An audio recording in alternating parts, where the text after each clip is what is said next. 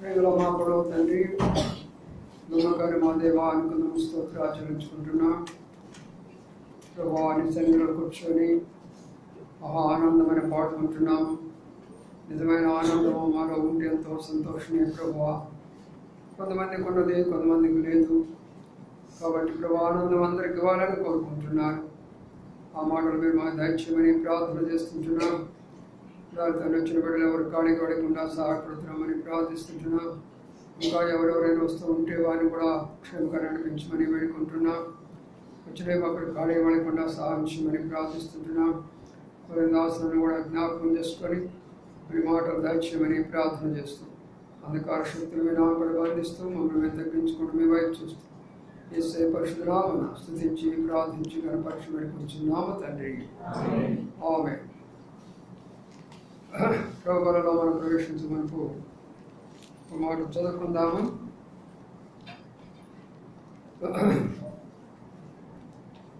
రెండవ దినవృత్తాంతములు 31వ అధ్యాయం.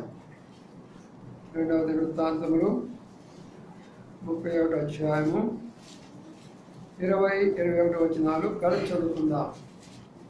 రెండవ దినవృత్తాంతములు 31వ అధ్యాయము 20-21. అమ్మా ఇప్పుడు ఎదురొచ్చి కూర్చోండి, వెనక్కి కూర్చోకాకండి, ఎదురుకొచ్చి కూర్చోండి, పర్వాలేదు. కలిసి చదువుకుందాము. హిజ్కియా యూదా దేశమంతటా దేవుడైన యెహోవా దృష్టిలో యథార్థముగాను నమ్మకంగా పనిచేసి వచ్చాను. దేవుని ఆశ్రయించటకై దేవుని మందిర సేవకులని ధర్మశాస్త్రాన్ని ధర్మాంతరిక్షణని ఆరంభించని హృదయపూర్వకంగా జరిగించి వారికి నేను సాధించబడలేని భాగాన్ని ప్రభాషించి దీవించిన గాక. ఈ రోజుల్లో మనం ప్రతి ఆదివారము ఒక రాజుల గురించి, ఒక పరిపాలన గురించి వింటూ వస్తున్నాం.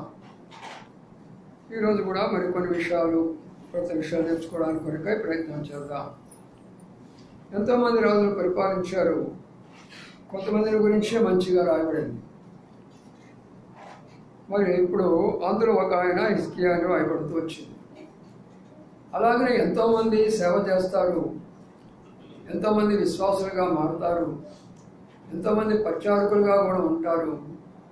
అయితే కొందరు మాత్రమే వారి పేర్లు జీవగ్రంథంలో ఉంటాయి.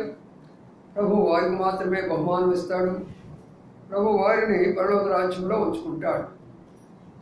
పరిపాలించిన రాజులందరూ మంచివారని కాదు, మరి ఉన్నటువంటి ఇశ్రాయేలులందరూ కూడా మంచివారని కాదు, యూదా జనాంగం అంతా కూడా మంచివారని కాదు. ఎవరు మంచివారో వారిని గురించి దేవుని గ్రంథంలో రాయబడుతున్నది. అలాగే సంఘంలో ఉన్నవారు అందరూ మంచివారని కాదు, సంఘంలో ఉన్న వారందరూ కూడా యథార్థవంతులు, నమ్మకమైన వారిని కాదు. కాబట్టి ఎవరైతే నమ్మకంగా యథార్థంగా ఉంటున్నారో వారి పేర్లు జీవగ్రంథంలో రాయబడతాయి. లేనటువంటి వారు మనం ఏం చేసుకోవాలంటే, ప్రభా నన్ను కూడా ఆ స్థాయికి తీసుకొని రమ్మని మనం ప్రార్థన చేసుకోవాలి. పరలోకం అనేటటువంటిది వ్యక్తిగతమైన విషయం. పరలోకంలో ఏదో భర్త పోతే భార్య పోతారని, భార్య పోతే బిడ్డలు పోతారనేటువంటి గ్యారంటీ ఏమీ లేదు. ఎవరిది వాళ్ళకే. ఆ సంఘం పోతే ఈ సంఘం, ఈ సంఘం పోతే ఆ సంఘం అనే గ్యారంటీ కాదు, ఎవరిది వారికే. అందుకనే ఇక్కడ హిజ్కియా గురించి చెప్తూ ఒక దేశాన్ని ఆయన పరిపాలించాడు అనే మాట కనబడుతుంది. దేశాన్ని పరిపాలించినప్పుడు ఆయనకు ఒక దేవుడు ఉన్నారు. ఆయన దృష్టికి యథార్థముగా నమ్మకంగా పనిచేస్తూ వచ్చాడు. ఆ తర్వాత దేవుని ఆశ్రయిస్తూ వచ్చాడు. ఆ తర్వాత సేవ కూడా చేస్తూ వచ్చాడు. ఆ తర్వాత ధర్మశాస్త్రాన్ని అనుసరిస్తూ వచ్చాడు. ఆ తర్వాత ధర్మము కూడా చేస్తూ వచ్చాడు. ఆ తర్వాత ఆయన వర్ధిల్లాడు అనే మాట ఉంది. ఎన్ని విషయాలు ఉన్నాయో చూడండి. వర్ధిల్లటం అంటే అభివృద్ధిలోనికి రావాలి. ప్రతి క్రైస్తవునికి, ప్రతి సంఘానికి, ప్రతి సేవకునికి, ప్రతి గృహానికి కూడా మేము వర్ధిల్లాలి, మా బిడ్డలు వర్ధిల్లాలి, మా కుటుంబం వర్ధిల్లాలి, మా సంఘం వర్ధిల్లాలి అని మనం అనుకుంటాం. మరి దానికి కొన్ని నియమాలు ఉంటాయి, కొన్ని పద్ధతులు ఉంటాయి. ఆ నియమాలు, ఆ పద్ధతులు మనం పాటించగలిగినప్పుడు దేవుడు తప్పనిసరిగా నెరవేరుస్తాడు మనం. అందుకనే ఈ సమయంలో ఇప్పుడు హిజ్కియాను గురించి రాస్తూ ఇన్ని విషయాలు మనం ధ్యానించలేము, కానీ కొన్ని విషయాలు మాత్రమే మనం ధ్యానిస్తుంటున్నాం. ఆయన దేవుడు ఎవరు అంటే యెహోవా దేవుడు. ఆయన ధర్మశాస్త్రం ఏది అంటే మోషే ఇచ్చినటువంటి ధర్మశాస్త్రం. ఆయన సేవ ఎక్కడంటే దేవుని యొక్క మందిరంలో సేవ. మరి ఆయన ధర్మం ఏంటంటే దేవుడు తను ఆశ్రయించిన కొలది దేవుని యొక్క సేవ కొరకై, మందిరం కొరకై సమర్పించుకున్న జీవితం. అందుకని ఇప్పుడు హృదయపూర్వకంగా జరిగించి వర్ధిల్లేడు అనే మాట కనబడుతున్నది. ఆయన ఏమన్నా సేవకుడు కాదు, లేవీయుడు కాదు, యాజకుడు కాదు, శాస్త్రి కాదు, పరిశుద్ధుడు కాదు. మీలాంటి ఒక మంచి ఉద్యోగంగా, ఒక పరిపాలకుడుగా, ఒక రాజుగా, లేదా ప్రవక్త కూడా కాదు. ఒక సామాన్యమైనటువంటి వ్యక్తిని దేవుడు ఎంత స్థాయిలోకి తీసుకొని వెళ్ళిపోయినాడో మరి ఇక్కడ గమనించాలా. మరి ఎందుకు వచ్చాము ఇక్కడికి, దేనికి వస్తున్నాం మనం ఇక్కడికి అంటే ప్రతి ఆదివారం కూడా ప్రభువు చేసిన మేలును జ్ఞాపకం చేసుకొని ప్రభువుకు కృతజ్ఞతాతో స్తుతులు చెల్లించి ప్రభు దగ్గర నుంచి ఆశీర్వాద దీవెనను తీసుకొని పోవడానికి లేదా ఇక్కడికి వచ్చేది, అవునా కాదా? ఎందుకు వస్తాం మనం చర్చికి? ఇది ఆచారంగా వస్తామా, అలవాటుగా వస్తామా? అందుకనే ఇక్కడ అన్ని విషయాలు ఉన్నాయి, కానీ వీటన్నిటిని మనం ధ్యానించాం. కానీ ఒక్క పాయింట్ మాత్రమే చెప్తాను, దాన్ని అర్థం చేసుకోరండి. యథార్థముగాను నమ్మకంగాను పని చేయొచ్చు వచ్చను అనే మాట గుర్తించుకోండి. నమ్మకముగాను యథార్థముగాను పని చేయొచ్చు వచ్చను అనే మాట. కాబట్టి ఎవరు వర్ధిల్లుతారు అంటే ఎవరైతే వారి జీవిత విధానంలో యథార్థత ఉంటుందో, వారు నమ్మకంగా ఉంటారో వారు తప్పనిసరిగా వర్ధిల్లుతారు. నమ్మకము విశ్వాసానికి తేడా తెలుసుకోవాలి. చాలామంది నమ్మకమే విశ్వాసం అనుకుంటారు, విశ్వాసమే నమ్మకం అనుకుంటారు. కాదు.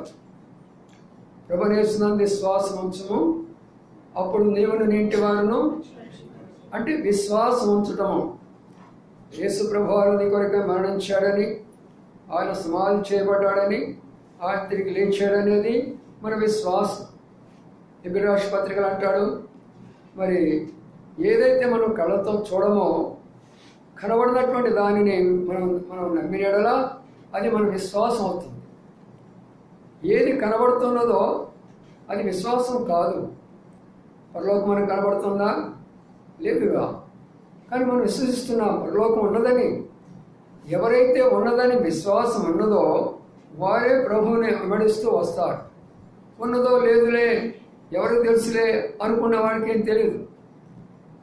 మా అమ్మగారు వృద్ధాప్యంలో కూడా ఇక్కడ కొంతమంది వృద్ధులున్నారు, మందిరానికి వస్తూ ఉండేది.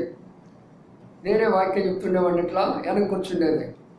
బాగా విన్న తర్వాత ఇంటికి వెళ్ళిన తర్వాత, అయ్యా పరలోకాన్ని గురించి ఇంతగా చెప్తున్నావురా, ఎవరు చూసి వచ్చారా అని అడిగారు నన్ను.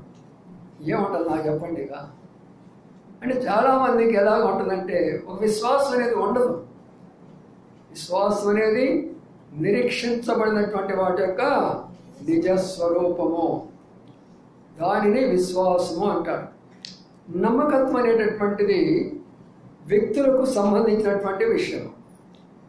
ఒక వ్యక్తిని నేను నమ్మాను, ఒక పనిని అప్పగించాను, అది ఒక వ్యక్తికి సంబంధించినటువంటి నమ్మకం. అందుకని ఫెయిత్ అండ్ బిలీఫ్ అంటారు ఇంగ్లీష్లో. రెండింటికి డిఫరెన్స్ మనం తెలుసుకోవాలి. ఇక్కడ నమ్మకంగా అనే మాట దేవుడి యందు విశ్వాసం ఉంచడం కాదు, విశ్వాసం ఉంచిన తర్వాత దేవుడు తనకే అప్పగించాడో ఆ పనిలో నమ్మకంగా ఉన్నాడు. అర్థమైందా చెప్పిన మాట? దేవుని యందు విశ్వాసం ఉంచాడు, కనబడినటువంటి దేవుని యందు విశ్వాసం ఉంచాడు, ప్రవక్తలు చెప్పిన మాటలు బట్టి దేవుని యందు విశ్వాసం ఉంచాడు. కానీ తనకు అప్పగించబడినటువంటి రాజ్యాన్ని, తనకు అప్పగించబడినటువంటి ప్రజలను, తనకు అప్పగించబడిన సమస్తములో కూడా నమ్మకంగా ఉన్నాడనే మాట కనబడుతూ ఉంటాడు. కాబట్టి ప్రియులారా, ఎవరు వర్ధిల్లుతారు అంటే నమ్మకస్తులు. ఎవరైతే నమ్మకస్తులుగా ఉంటారో వారందరూ కూడా వర్ధిల్లుతారు. అనుమానం లేనే లేదు. వారి కుటుంబము కానీ, వారి బిడ్డలు కానీ, వారి జీవిత విధం కానీ అన్ని విధాలుగా వారు తప్పనిసరిగా వర్ధిల్లుతారు. కాబట్టి ఇప్పుడు ఆ నమ్మకత్వము మనలో ఉన్నదా? ఆ నమ్మకత్వం మనలో ఉన్నట్లయితే మనం కూడా వర్ధిల్లుతాము. కొంతమంది వర్ధిల్లడం అంటే వాళ్ళు కేవలము భూ సంబంధమైనదే ఆలోచన చేసుకుంటారు. 3 రకాలైనటువంటి వర్ధిల్ల విషయాలు ఉంటుంది. ఒకటి భూ సంబంధమైనటువంటి విషయాల్లో వర్ధిల్లుతారు, రెండవది ఆత్మీయ విషయాల్లో వర్ధిల్లుతారు, మూడవది శరీర సంబంధమైన విషయాల్లో కూడా వర్ధిల్లుతారు. వారు ఈ 3 రకాలైనటువంటి విషయాల్లో వర్ధిల్లుతారు. భూ సంబంధం అంటే ఆస్తుల విషయంలో కానీ, ఆర్థిక పరమ కానీ, పొలాలు కానీ, స్థలాలు కానీ, ఇళ్ళు కానీ అవి కూడా దేవుడు ఇస్తాడు. అది కూడా ఆశీర్వాదమే. అది ఆత్మీయంగా వీరికి ఎంతో వాటికంటే శ్రేష్టమైనటువంటి ఆత్మీయ ఆశీర్వాదాలు వీరికి ఇస్తారు.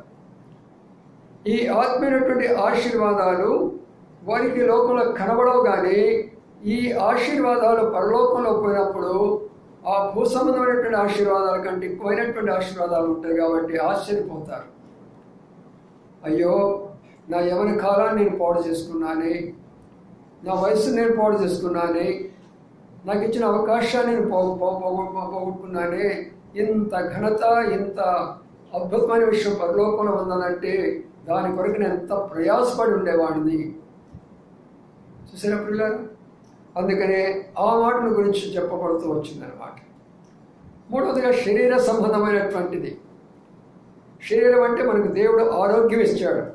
వాక్య ప్రకారం ప్రారంభ దినాల్లో 950 సంవత్సరాలు పైనే బతికారు. మరి అలాంటి వారి వయస్సు రాను రాను రాను మరి 120 సంవత్సరాలకు వచ్చింది నోహ సమయంకి వచ్చినప్పటికీ. అది ఇంకా రాను రాను దావీదు సమయంకి వచ్చినప్పటికీ మరి 70 లేక 80 సంవత్సరాలకు వచ్చింది.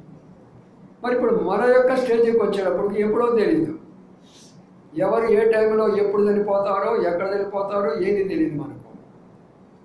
ఈ ఆయుష్ను తగ్గుతూ వచ్చింది. ఈ ఆయుష్ దేవుడిని వర్ధిల్లింపజేస్తున్నాడు. మోషే మరి యవన కాలంలో ఉన్నప్పుడు ఎంత శక్తి, ఎంత ఆరోగ్యం, ఎంత బలంగా ఉన్నాడో తను వృద్ధుడైపోయిన తర్వాత కూడా అదే శక్తి, అదే బలంలో ఉన్నాడని బైబిల్ గ్రంథంలో ఉంది. మరి ఈనాడు సేవకులైన మాకు కూడా బుద్ధి కలిగే మాటలు ఇవి మాకు కూడా. ఎందుకంటే మరి దేవుడు వాళ్ళని వర్ధిల్లింపజేసినప్పుడు ఆరోగ్యంగా మనల్ని ఎందుకు వర్ధిల్లింపజేయలేకపోతున్నాడు? అందుకని చాలామంది అనారోగ్యం పాలైపోతున్నారు, దేవుని సన్నిధికి రాలేకపోతుంటున్నారు, దేవుని ఆరాధించలేకపోతుంటున్నారు, ప్రభు కార్యాలు చేయలేకపోతుంటున్నారు.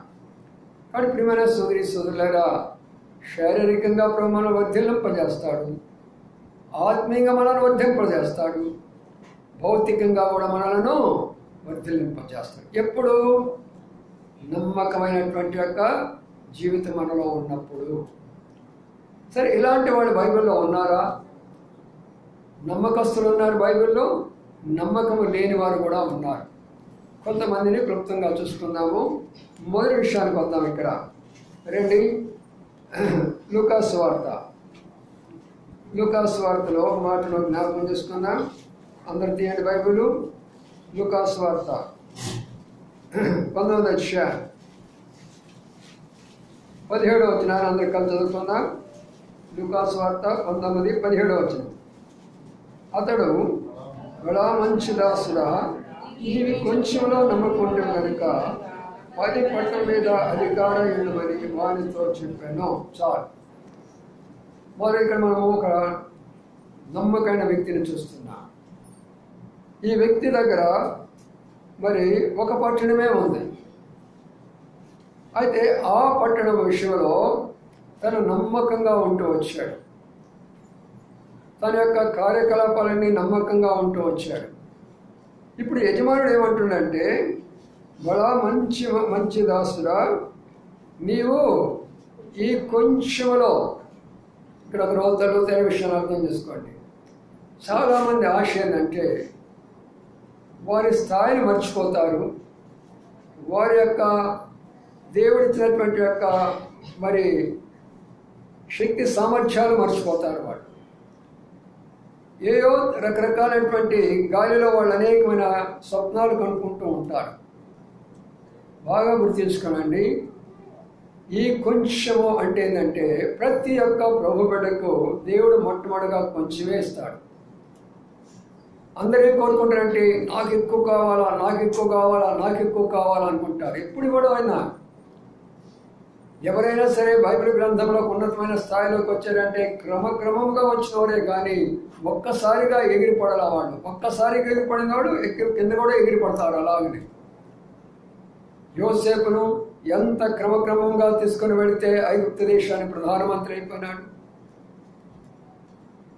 ఇస్సాకు ఆ దేశంలోని విత్తనం వేసిన తర్వాత పంటంతా నాదనుకోలా, క్రమక్రమంగా అభివృద్ధిలోనికి వస్తూ వచ్చినాడు.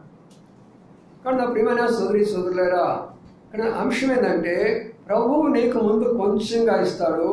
ఆ కొంచెంలో నువ్వు నమ్మకంగా ఉండాలి. మనకి ఏది కొంచెంగా ఇచ్చాడు? ఒక ఉద్యోగం, చిన్న ఉద్యోగం ఇచ్చాడా?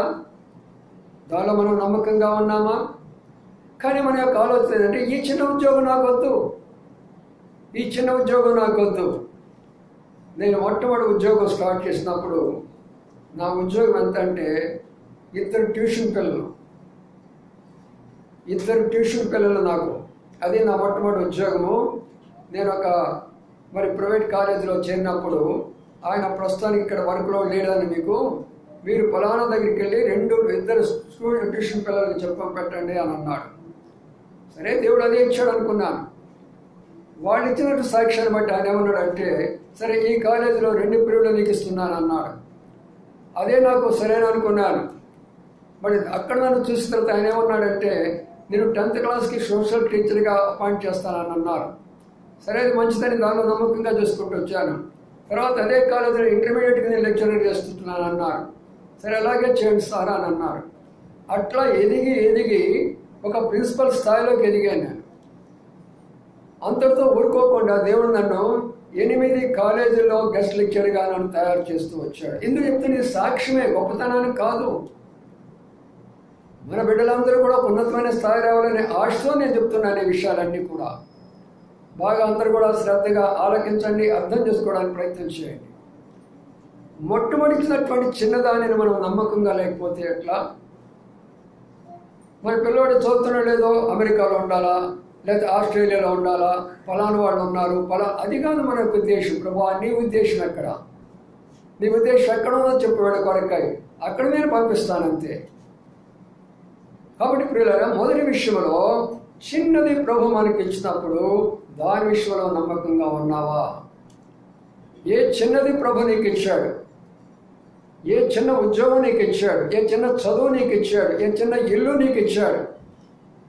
మీకు తెలుసు, మల్లేశ్వరమ్మ గారి యొక్క ఇంటిలో ఉన్నప్పుడు మరి 2 అంతస్తులో మేము ఉండేవాళ్ళం. అక్కడ మందిరం ఉండేది. దాదాపుగా 150 మందిని లోనంతా కూర్చొని బయట అంతా వేసుకొని, బయట అంతా కూడా డేరాలు వేసుకొని ఎంతో అద్భుతంగా సేవ జరుగుతుండేది. అయితే జరిగిన విషయం ఏం తెలిసినా, మేము మా కుటుంబం కొరకై ఒకే ఒక రూమ్ ఉంది. మాకు ఒక్క రూములోనే 2 బిడ్డలు, మేము 4 కలిసి పైన ఉండవలసినటువంటి పరిస్థితిని దేవుడు మాకు తీసుకుని వచ్చాడు. వంట చేసుకోవాలనుకుంటే ఆంటీ 2 అంతస్తుల కింద దిగొచ్చి వంట చేసుకొని పైకి తీసుకొని వచ్చేది. అది బ్రేక్ఫాస్ట్ అయినా డిన్నర్ అయినా ఏదైనా సరే. ప్రియులారా, మనకి ఇచ్చినటువంటి చిన్నదానిలో నమ్మకుంటానికి ప్రయత్నం చేయండి. చాలామంది అంటారు, అన్నా నువ్వు అక్కడ కాదన్నా, పెద్ద సంఘాలకు వెళ్ళన్నా అంటే పెద్ద సంఘాలు పరలోకంలో కనబడాలి కదా. ఇక్కడ ఏం రాబోయకూడదంటే నమ్మకంగా నీకు ఇచ్చిన కొంచెం దానిలో నువ్వు నమ్మకంగా ఉండు. అప్పుడు దేవుడు నేను ఎంతగా ఆశీర్వాదిస్తాడంటే ఇప్పుడు మనం చూస్తాము, ఎంతగా వర్ధిల్లాడో అనే మాటను మనం చూస్తూ వచ్చాం. బడా నమ్మకమైన మంచి దాసుడా, నీ దగ్గర ఒక్కటి ఇచ్చాను, ఇప్పుడు ఎన్ని ఇస్తున్నాను నేను చెప్పండి? 10 పట్టణాలు ఇస్తున్నాను నీకు. 10 పట్టణాలు నీకు ఇస్తున్నాను. 10 పట్టణాల మీద అధికారం నీకు ఇస్తున్నాను. 10 పట్టణాల మీద ధనం నీకు ఇస్తున్నాను. 10 పట్టణాల మీద పనివారు నీకు ఇస్తున్నాను. 10 పట్టణాల మీద ఉన్నటువంటి యొక్క సమస్తమైన పొలాలు, స్థలాలు సమస్తము నీ చేతులు పెడుతున్నాను. దానికి కారణం అంటే నీకు ఇచ్చినటువంటి చిన్న పనిలో నువ్వు నమ్మకం ఉన్నావు కాబట్టి. కాబట్టి నా ప్రియమైనటువంటి సోదరి సోదరులారా, నమ్మకంగా ఉన్నవారు వర్ధిల్లుతారు. ఎవరైతే కోరుకుంటున్నారో నా బిడ్డలు వర్ధిల్లాలా, నా కుటుంబం వర్ధిల్లాలా, నా భర్త, నా భార్య, నా బిడ్డలు వాళ్ళందరూ వర్ధిల్లాలని కోరుకునే వాళ్ళందరూ కూడా ఈ విషయాన్ని తెచ్చుకోండి. నేను నమ్మకస్తుడునా కాదా? ప్రభు యొక్క దృష్టిలో నేను యథార్థంగా ఉన్నానా కాదా? మానవ దృష్టిలో ఎలాగైనా ఉండవచ్చును, కానీ ప్రభు దృష్టిలో నేను ఎలాగా ఉన్నాను? నమ్మకంగా ఉన్నానా? అందుకని మొదటి విషయాల గురించి రాస్తూ దానికి కారణం ఏంటంటే ఒక్క మీనా ఇచ్చాడట. ఒక్క మీనా. అప్పుడు మీనాలు అంటారు, తలాంతులు అంటారు, రకరకాల భాష వాళ్ళది. ఒక్కటే ఇచ్చాడు అనగా ఇది ఒక తలాంతు. ఇది వ్యక్తిగతమైనటువంటిది. ప్రభువు నమ్ముకున్న ప్రతి బిడ్డకు కూడా దేవుడు తప్పనిసరిగా తలాంతు ఇస్తాడు. ప్రతి ఒక్క వ్యక్తికి తలాంతు ఉంది. తలాంతు లేనివాడు భూలోకంలో ఎవ్వరూ లేరు. అయితే ఆ తలాంతును వాడు వాడుకొని సినిమా యాక్టర్స్ అయిపోయి కోటీశ్వరులు సంపాదించుకుంటున్నారు. ఆ తలాంతులను వాడు వాడుకొని రాజకీయ నాయకులు అయిపోయి కోట్లు సంపాదించుకుంటున్నారు. ఆ తలాంతులు వాడుకొని ఈ యొక్క స్వాములు, బాబాలు వీళ్ళందరూ కూడా మరి లక్షలు సంపాదించుకొని గుళ్ళు కట్టుకుంటున్నారు. ఆ తలాంతులు ఉపయోగించుకొని వ్యాపారస్తులు కోట్లు సంపాదించుకుంటున్నారు. దేవుని బిడ్డలైనటువంటి మనము, అవే తలాంతులు కలిగినటువంటి మనము ఎంతవరకు ఆ తలాంతును మనం ఉపయోగించుకుంటున్నాం అనేది ఒకసారి ఆలోచన చేసుకోవాలి. నాకు ఇచ్చిన తలాంతు ఏమై ఉన్నది? నా తలాంతుని ఏం చేస్తున్నాను? నేను టీచింగ్ రాకముందు కూడా ప్రభు నాకు ఒక అవకాశం ఇచ్చాడు బ్యాంకులో పనిచేయడానికి. ఓరియంటల్ బ్యాంక్ ఆఫ్ కామర్స్ అని మంచి పెద్ద బ్యాంక్ అది. దానిలో కూడా కొంతకాలం పనిచేశారు. దానికంటే ఎక్కువగా టాటా బిర్లా లాంటి కంపెనీలో ఎగ్జిక్యూటివ్గా కూడా పనిచేశాను నేను. అయితే ఎందుకు నాకున్న తలాంత్ ఏంటంటే టీచింగ్. నా తలాంతులు వాడుకోవాలనుకుంటే నేను నా యొక్క టీచింగ్, ప్రభు ఇచ్చినటువంటి టీచింగ్ను నేను విద్యార్థులకు ఉపయోగించాలి. అందుకొరకే నేను ప్రార్థన చేశాను, ప్రభువా ఈ బ్యాంకులు వద్దు, నాకు ఈ కంపెనీలు వద్దు, ఈ అధికారం వద్దు, ఈ జీపులు వద్దు, ఈ వర్కర్స్ వద్దు. నాకు నెమ్మదిగా ఉండేది. సెలవులు వస్తూ ఉంటాయి కాలేజీలో ఉంటే. నీ సేవలో నేను సహాయపడడానికి, పరిచర్యకి వెళ్ళడానికి నాకు టీచింగ్ పోస్ట్ కావాలని ప్రార్థన చేసుకుంటే నాకు టీచింగ్ పోస్ట్ ఇచ్చాడు దేవుడు. కాబట్టి నా తలాంతును వాడుకుంటూ అనేక మంది విద్యార్థులకు పంచుకుంటూ ఈనాడు అదే తలాంతును అనేక మందికి దేవుని యొక్క గ్రంథంలో నుండి అనేక విషయాలు చెప్పే యొక్క కృపదేవుడు నాకు ఇచ్చాడు. మన తలాంతులను వాడుకోవాలి. దేవా, ఇంటికి వెళ్ళిన తర్వాత ప్రతి ఒక్కరు మీరు ప్రార్థించుకోండి. ప్రభా, నాకు ఇచ్చిన తలాంత్ ఏంటి? పాటలు పాడడం నా తలాంత, వాక్యం చెప్పడం నా తలాంత, లేక అనేకులను ఆదరించేది నా తలాంత, అనేకులను బలపరిచేది నా తలాంత, లేక ఒక వాయిద్యం వాయించేది నా తలాంత. నీ ఇంటిలోకి వచ్చిన నాకు ఇచ్చిన తలాంత ఏంటి ప్రభు అని ప్రార్థన చేస్తే నీ తలాంత దేవుడు నీకు చూపిస్తాడు. కానీ మనం చేసేది ఏంటంటే దేవుడు తలాంత ఇచ్చాడు కానీ దానిని భూమిలో తవ్వి పెట్టేశాము. భూమిలో తవ్వి పెట్టడం అంటే లోకానికి దాన్ని ఉపయోగించుకుంటున్నాము నీ తలాంతును. చాలామంది మాటకారులు ఉంటారు, సామాన్యంగా ఉంటారు మాటకారులు. మాటల్లోనే మనుషులందరూ పడగొట్టేసేస్తారు. నేను మాట్లాడుతూనే ఉంటాను, వాళ్ళ మాటలను ఎంతగా ఆకర్షిస్తానంటప్ప, ఇంత చక్కగా మాట్లాడుతున్నారు ఈ సహోదరి, ఇదే ప్రభు కొరకు ఉపయోగిస్తే అంత బాగుంటుంది అనుకుంటాను కదా. ఆ మాటలే రక్షణ లేని వారి కొరకైనా భారమును కలిగి ఉంటే వాళ్ళు రక్షించబడతారు. ఆ ప్రేమని వాళ్ళు ఏళ్ళ చూపిస్తే వాళ్ళు రక్షించబడతారు. ఆ విధానంలో వాళ్ళని బలపరుస్తూ వస్తే వాళ్ళు రక్షించబడుతూ వస్తారు. అందుకని మనం తలాంతులను ఉపయోగించుకోవాలా. ఎవరైతే తలాంతులు ఉపయోగించుకుంటారో ప్రియులారా, వారు వారి కుటుంబాలు వర్ధిల్లుతాయి. ప్రతి ఒక్క కుటుంబాన్ని చూడండి, ఏ కుటుంబం అయితే వర్ధిల్లుతున్నదంటే వారు తలాంతులేందో వాళ్ళు ఉపయోగించుకుంటున్నారు. లేని తలాంతు కొరకు మనమే పోరాడాల్సిన పని లేదు. ఉన్న తలాంతులు ఉపయోగించుకోనండి. అప్పుడు ప్రభు ఏం చేస్తాడు? అక్కడ ఏమంటున్నాడు యజమానుడు? ఇంకా 10 తలాంతులు ఇస్తాను నీకు, 10 పట్టణాలు నీకు ఇస్తాను నేను నీకు. కాబట్టి ఇది వ్యక్తిగతమైనటువంటి యొక్క నమ్మకము. ఏమన్నాడు చూడండి, చదువుతా. ఏమన్నాడు ఆయన? బలా మంచి దాసురా, నీవి కొంచెంలో నమ్మకంగా ఉన్నావు, నమ్మకంగా ఉన్నావు. కాబట్టి ఎవరైతే నమ్మకంగా ఉంటారో దేవుడు వారిని ఆశీర్వదిస్తారు. ఇది మొదటి విషయం. రెండవ దానికి వస్తాము రండి. రెండవ దానికి వస్తే మరికొన్ని రాష్ట్ర పత్రికలో మరొక మాటను జ్ఞాపకం చేసుకుందాం. మరికొన్ని రాష్ట్ర పత్రిక 4వ అధ్యాయము 2వ వచనం. 4:2 అందరు కలిసి చదువుకుందాం. మరికొన్ని 4:2 వచనాన్ని అందరు కలిసి చదువుకుందాం. మరియు నిర్వాహకులలో ప్రతి వాడును నమ్మకమైన వాడును అవశ్యము. రెండవ నమ్మకత్వము, అది వ్యక్తిగతమైన విషయం. రెండవ నమ్మకత్వము గృహము. మన గృహము ఆశీర్వాదించబడాలన్నప్పుడు, భార్యాభర్తలిద్దరూ ఆశీర్వదించబడాలన్నప్పుడు, మన బిడ్డలు వర్ధిల్లాలన్నప్పుడు, ఇక్కడ రెండో విషయాన్ని ఏం చెప్తుండంటే ప్రతి వాడును, గృహ నిర్వాహకులలో ప్రతి వాడును నమ్మకమైన వాడై ఉండాలి. అంటే అర్థం ఏంటి? గృహ పరిపాలన ఎవరి చేతిలో ఉంటుంది? ఎవరి చేతిలో ఉంటుంది? ఇద్దరి చేతిలో ఉంటుంది. భార్య భర్తలు. భర్త ఏమో గృహానికి బయట, భార్యేమో గృహము లోపల. అర్థమైందా దీని అర్థము? గృహము బయట భర్త ఏ పనైనా సరే ఏదైనా చేసి గృహం యొక్క బాధ్యత తీసుకోవాల్సినది భర్త యొక్క పని. వాటిని సద్వినియోగపరుచుకొని, వాటిని ఉపయోగించుకొని, వాటిని ప్రభు మహిమ కొరకై వాడుకుంటుండేటటువంటి యొక్క జ్ఞానవంతురాలు మాత్రమే తన కుటుంబాన్ని కట్టుకుంటుంది.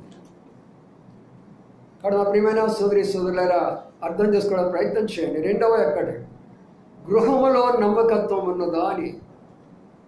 భర్త ఏం చేస్తున్నాడో భార్యకి తెలియాలా, భార్య ఏం చేస్తుందో భర్తకి తెలియాలా, బిడ్డలు ఏం చేస్తున్నారో తల్లిదండ్రులకు తెలియాలా, తల్లిదండ్రులు ఏం చేస్తున్నారో బిడ్డలకు తెలియాలా. ఆ కుటుంబాలు నమ్మకమైన కుటుంబాలు, ప్రభు వర్ధిల్లింపజేసే కుటుంబాలు. నేడు భర్తలు ఏమంటారు చెప్తారా? ఏమండి ఎక్కడికి వెళ్తున్నారు? నీకెందుకు? కూరగాయలు తీసుకు పెట్టాను అక్కడ, మామిడికాయలు తీసుకొచ్చి పెట్టాను అక్కడ, అవన్నీ తింటా కూర్చో, నేను ఎక్కడికి వెళ్తే నీకెందుకు? జాగ్రత్త, దేవుని దగ్గర లెక్క అప్పగించాలా. వాళ్ళు నీ కొరకై. భార్య అంటే నీ శరీరం ఒక భాగము. నీవు ఎక్కడ ఉంటావో ఆ యొక్క భాగం అక్కడ ఉండాలా. నీవేం తింటావో ఆ భాగం తినాలా. నీవేం సంతోషిస్తావో ఆ భాగం సంతోషించాలా. నీవేం దుఃఖపడతావో ఆ దుఃఖపడాలా. అది నిజమైనటువంటి ఒక కుటుంబం. నేడు డబ్బు కొరకై ఆశపడుతున్నారు, ధనం కొరకై ఆశపడుతున్నారు, 1,00,000 సంపాదించాలని ఆశపడుతున్నాడు. భర్త ఒక దగ్గర, భార్య ఒక దగ్గర. ఆమెకు 1,00,000 రూపాయలు, ఇంకొక 1,00,000 రూపాయలు. ఏమైనా ఉందా బాంధవ్యము? ఏమైనా ఆత్మీయ ఆశీర్వాదాలు ఉన్నాయా? దేవుని యొక్క కార్యాలు ఏమైనా చేయగలుగుతున్నారా భార్య భర్తలుగా?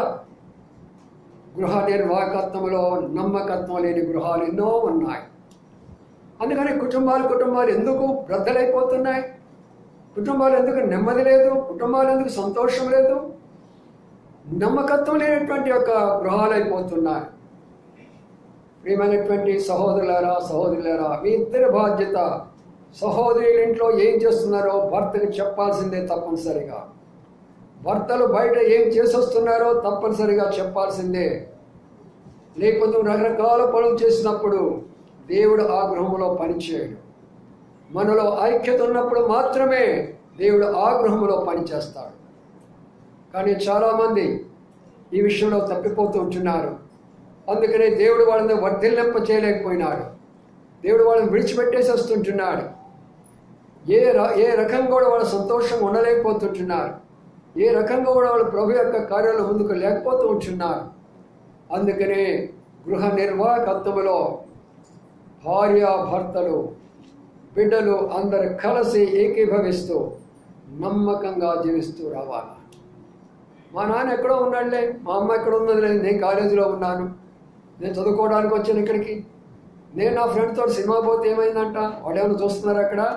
నేను వాళ్ళు చూడరు, కానీ ఎవరు చూస్తారు? పైన ఉన్నాయని చూస్తారు.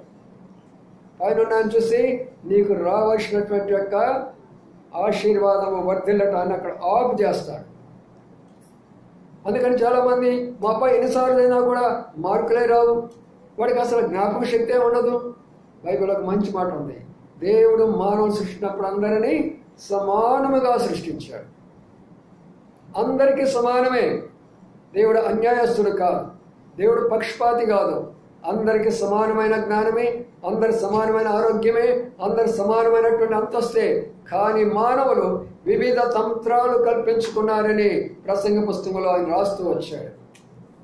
వివిధ తంత్రాలు కల్పించుకున్నాడు కాబట్టి నేడు మా యొక్క భూమి ఎంతమంది చేతిలో ఉంది, ఎంతమంది భూమి లేకుండా ఉన్నారు, ఎంతమందికి నీళ్లున్నాయి, ఎంతమంది ఇల్లు లేని వాళ్ళు ఉన్నారు, ఎంతమందికి ఉద్యోగాలు ఉన్నాయి, ఎంతమందికి ఉద్యోగాలు లేని వారు ఉన్నారు, ఎంతమంది కోట్లు సంపాదించుకున్నారు, ఎంతమంది తినడానికి భోజనం లేని వారు ఉన్నారు. ఈనాడు మానవులందరూ సమానంగా చేస్తున్నప్పుడు మానవులు వివిధ తంత్రాలు కల్పించుకొని వాళ్ళకు వాళ్ళే నష్టం కలుగు చేస్తున్నారు.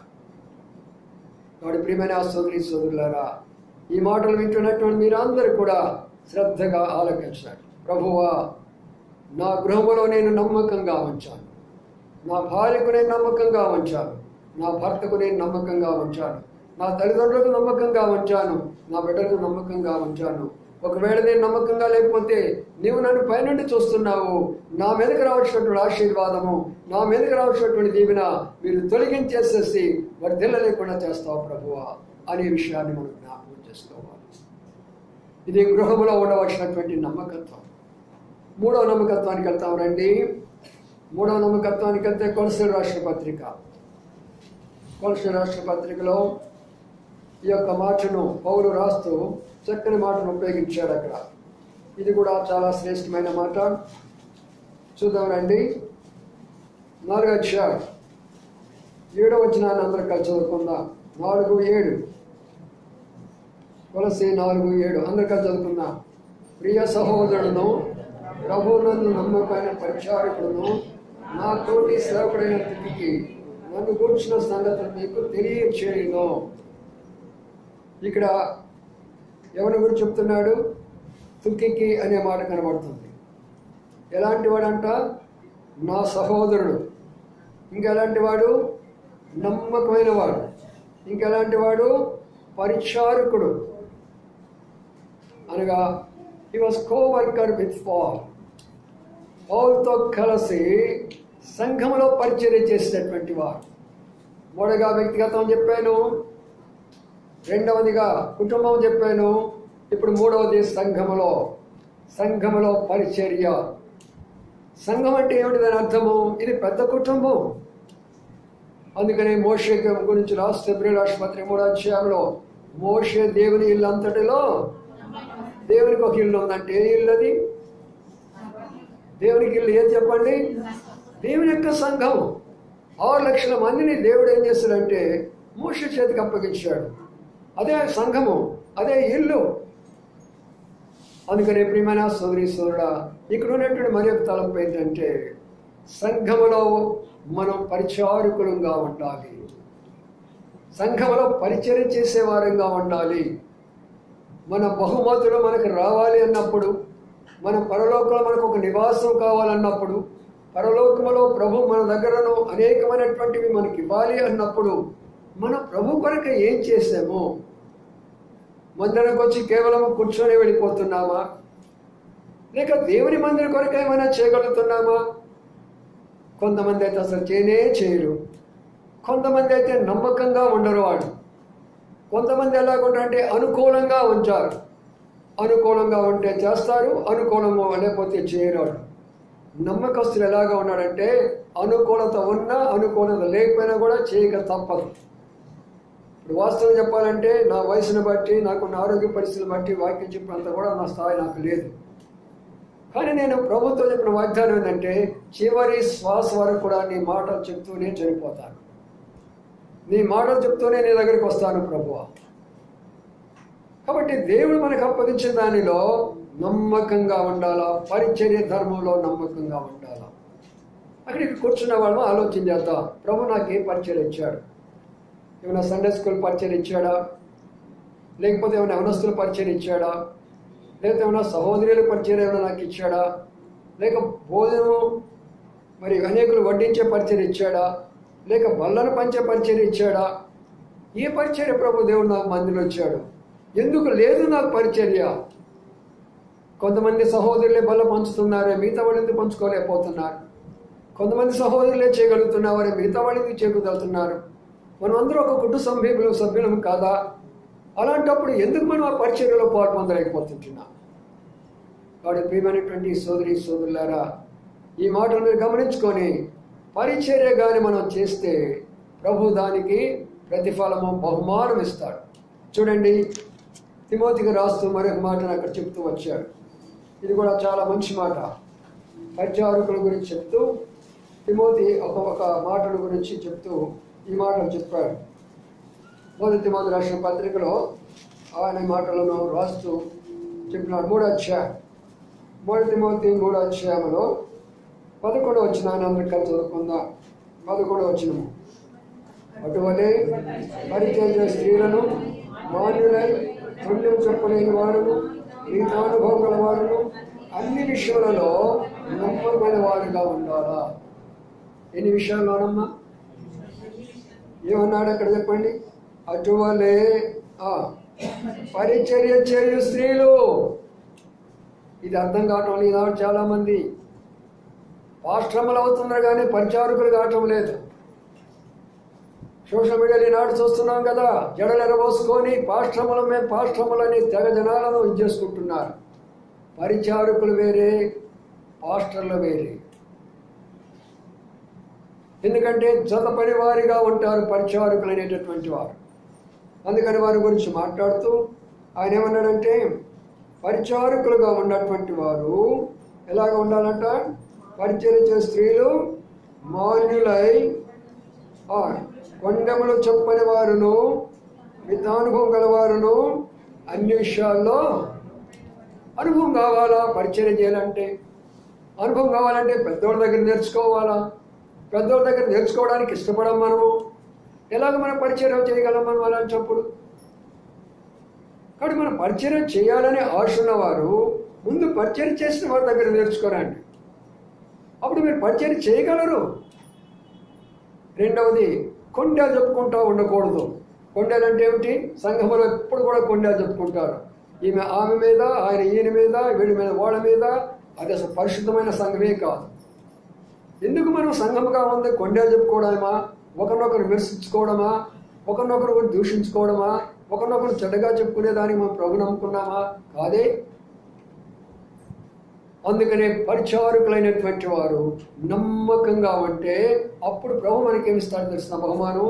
రండి, 2 కొరింథీ రాసిన పత్రిక 5వ అధ్యాయం, 2 కొరింథీ రాసిన పత్రిక 5వ అధ్యాయంలో ప్రభు ఇచ్చే బహుమానం చూద్దాం రండి. 10వ వచనాన్ని అందరూ కలిసి చదువుకుందాం. 5:10 అందరు చదవండి.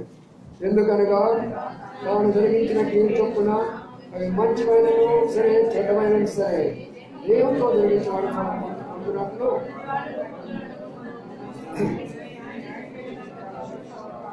చూసారా? క్రీస్తు న్యాయపీఠం ఎదుట మనం నిలబడతామంట. దేని కొరకు? బహుమానం పొందేదాని కొరకు. 5 కిరీటాలు ఉన్నాయి బైబిల్ గ్రంథంలో.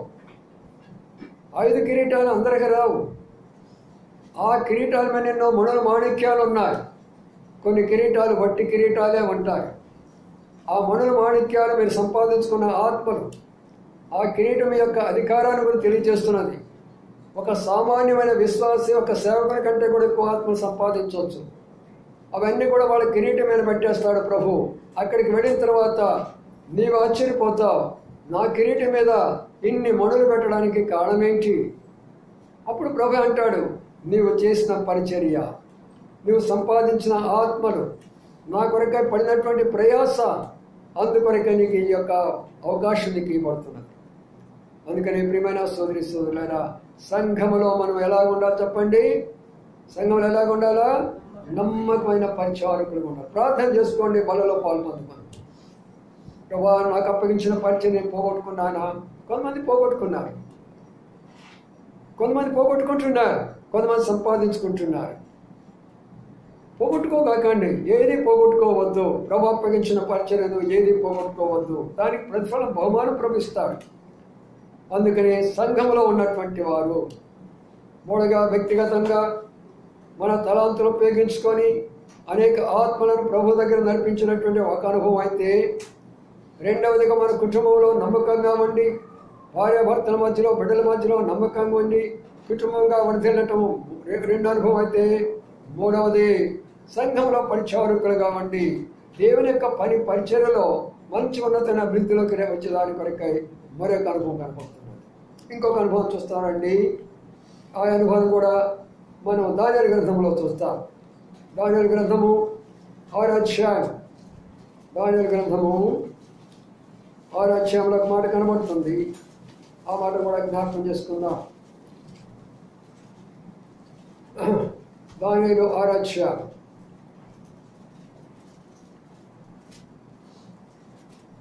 చూడండి, 4వ వచనం చదువుకుందాం. 4 అందుక ప్రధానులు అధిపతులను రాజ్యపాలన విషయంలో దానియేలు మీద ఏదైనా నమ్మకం నుండి తగిన హేతు కనపడుతుంది. కానీ దానియేలు నమ్మకస్తుడై ఏ నేరమైనను తప్పైన చేయవాడు కాదు కనుక దానియేలు తప్పైనను లోపమైనను కనుగొనలేకపోయి. ఏమండి, దానియేలు నమ్మకస్తుడై అనే మాట ఉంది, కనబడుతుందా? దానియేలు ఎవరంట? ఈ నమ్మకత్వం ఎవరిదంటే, ఎవరైతే ఇక్కడ మీరు ఆఫీసులో పనిచేస్తున్నారో, లేక మీరు కాలేజీలో పనిచేస్తున్నారో, లేక మీరు ఇంకొక మరి పొలాల్లోనూ, లేక వ్యాపారాల్లోనూ, లేక ఫ్యాక్టరీల్లోనూ, లేక మిలిటరీలోనూ, లేక పోలీస్ డిపార్ట్మెంట్లోనూ ఎక్కడ పనిచేస్తున్నా సరే ఇలాంటి సాక్ష్యం మీరు పొందాలి. దాని గురించి రాయబడుతుంది. ఇది నమ్మకస్తుడు కాబట్టి ప్రమోషన్ మీద ప్రమోషను.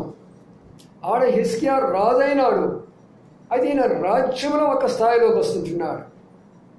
బాగా అర్థం చేసుకోనండి. ఇక్కడ హిజ్కియా తన రాజ్యానికి నమ్మకస్తుడిగా ఉన్నప్పుడు దానియేలు ఉన్న రాజ్యంలో తన ఒక నమ్మకస్తుడిగా ఉంటున్నాడు. అలాగనే మన ఆఫీసులో మనం నమ్మకంగా ఉండాలి. చూడండి, ఆ మొదటి విషయాన్ని మనం చూస్తే, తన మొదటి విషయం అందరికీ చదువుకుందాం. తన రాజ్యం అంతటి పైన